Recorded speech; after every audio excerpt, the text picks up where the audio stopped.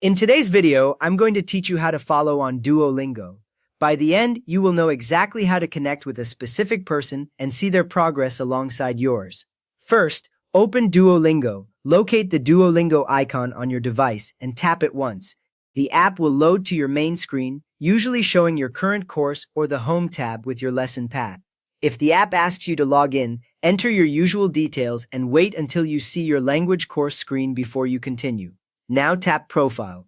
You will usually find the Profile button at the bottom of the screen with a small person icon. Once you tap it, the view changes from your lesson path to your account page. Here you can see your name, your current streak, your leagues, and any badges or achievements you have earned.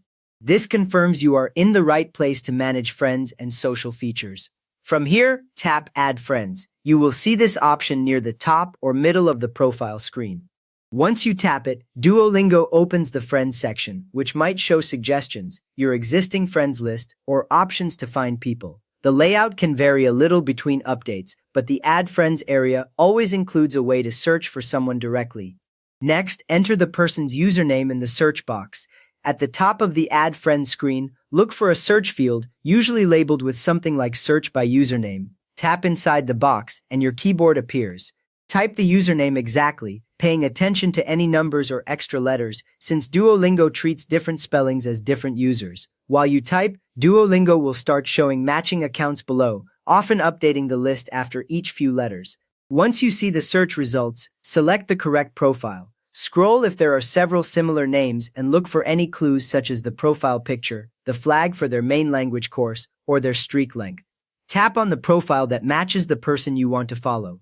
After you select it, you will usually see their public profile page, including their name, username, languages they study, and sometimes their league or friends in common. This page confirms you are about to follow the right person. Finally, tap Follow. You should see a follow button on their profile page, often near the top right. Tap it once and wait a moment. The button will change, usually to following, which means the action worked and you are now connected.